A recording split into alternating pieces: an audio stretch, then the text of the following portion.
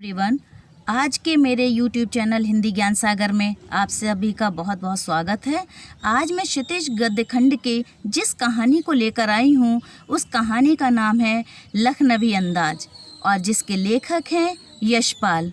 आइए कहानी को शुरुआत करने से पहले मैं इसके बारे में थोड़ा सा परिचय देती हूँ इस कहानी का।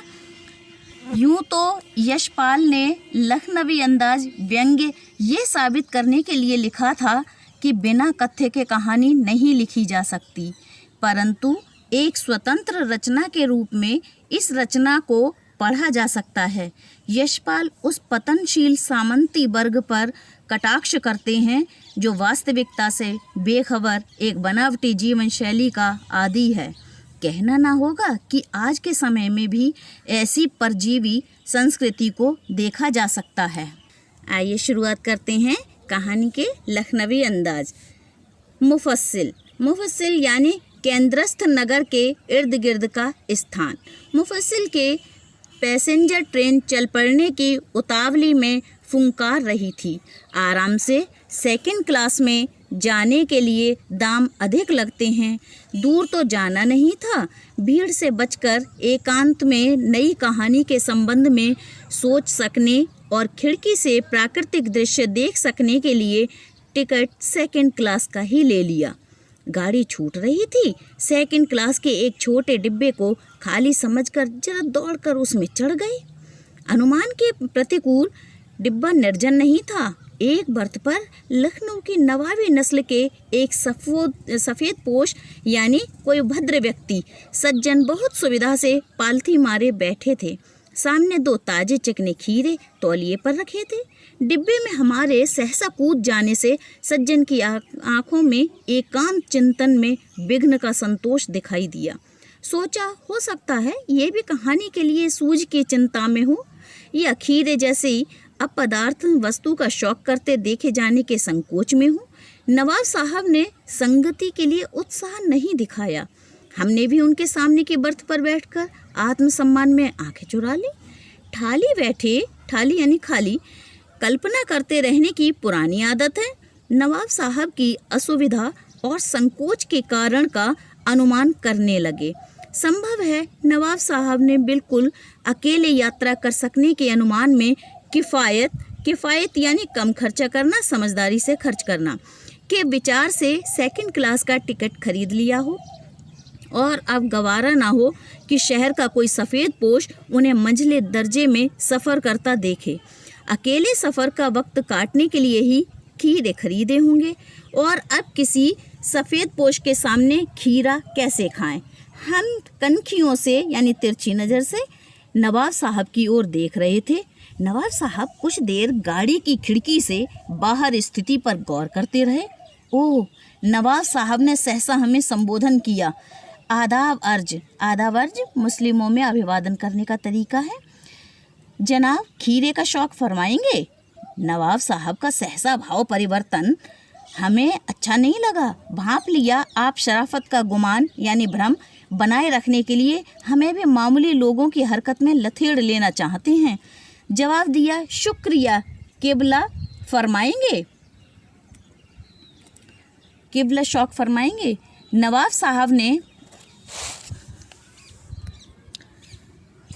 साहब ने फिर एक पल खिड़की से बाहर देखकर गौर किया और दृढ़ निश्चय से खीरों के नीचे रखा तौलिया झाड़कर सामने बिछा लिया। सीट के नीचे से लोटा उठाकर दोनों खीरों को खिड़की से बाहर धोया और तौलिए से पोंछ लिया। जेब से चाकू निकाला, दोनों खीरे के सिर काटे और उन्हें गोद कर झाग निकाला।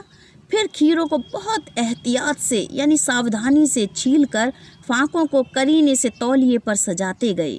लखनऊ स्टेशन पर खीरा बेचने वाले खीरे के इस्तेमाल का तरीका जानते हैं।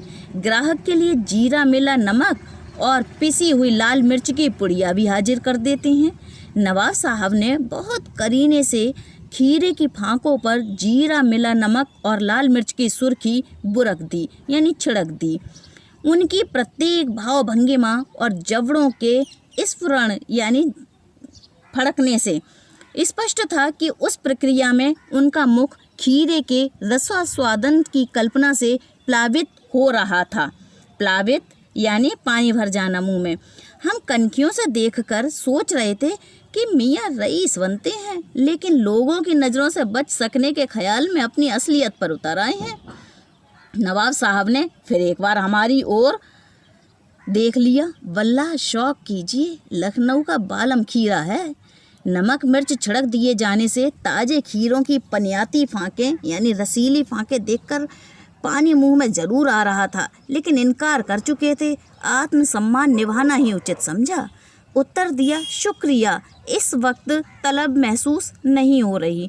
मैदा भी ज़रा कमज़ोर है। मैदा यानी आमश है। किबला शौक फरमाइए। नवाब साहब ने सतृष्ण आँखों से नमक मिर्च के संयोग से चमकती खीरे की फाँकों की ओर देखा। खिड़की के बाहर देखकर दीर्घ निश्वास लिया। खीरे की एक फाँक उठाकर होठों तक ले गए। फाँक को सूंघा। स्वाद के आनंद में पलकें मुंद गईं। मुंह में पानी भर आए। पानी का घूंट गले से उतर गया। तब नवाब साहब ने फाँक को खिड़की से बाहर छोड़ दिया। नवाब साहब खीरे की फाँकों को नाक के पास ले गए। वासना से रसा स्वादन कर खिड़की के बाहर फेंकते गए।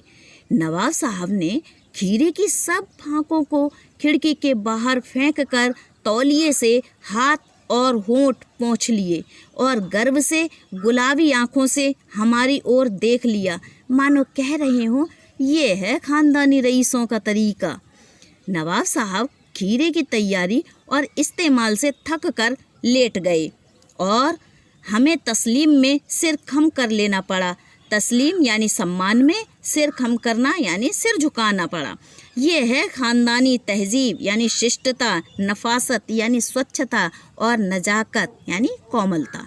हम गौर कर रहे थे, खीरा इस्तेमाल करने के इस तरीके को खीरे की सुगंध और स्वाद की कल्पना से संतुष्ट होने का सूक्ष्म और नफीस यानी बढ़िया, एब्स्ट्रैक्ट यानी एक सूक्ष्म तरीका जरूर कहा जा सकता है। परंतु क्या ऐसे तरीके से उदर की तृप्ति भी हो सकती है? नवाब साहब की ओर से भरे पेट के ऊंचे डकार का शब्द सुनाई दिया और नवाब साहब ने हमारी ओर देखकर कह दिया, खीरा लजीज होता है लेकिन होता शकील, नामुराद मैदे पर बोझ डाल देता है। ज्ञान चक्षु खुल गए। पहचाना, ये हैं नई कहानी के लेखक।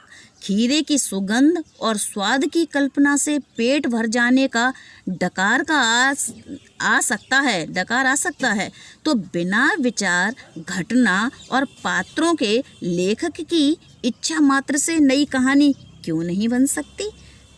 और आज की ये कहानी अब यहीं पर समाप्त होती है। धन्यवाद।